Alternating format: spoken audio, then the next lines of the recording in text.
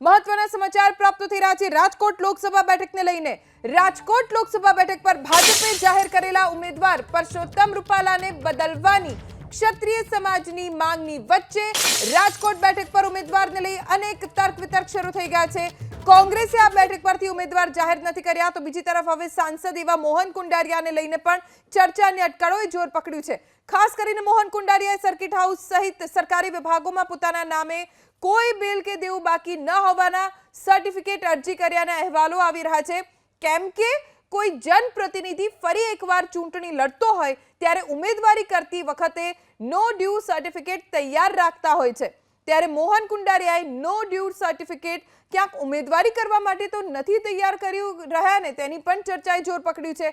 નો due certificate તૈયાર કરવાને લઈ ઉમેદવારી સાથે કંઈ પણ લેવા દેવા ન હોવાની મોહન કુંડારિયાએ એબીપી અસ્મિતા સાથે ટેલિફોનિક વાતચીતમાં સ્પષ્ટતા કરી છે।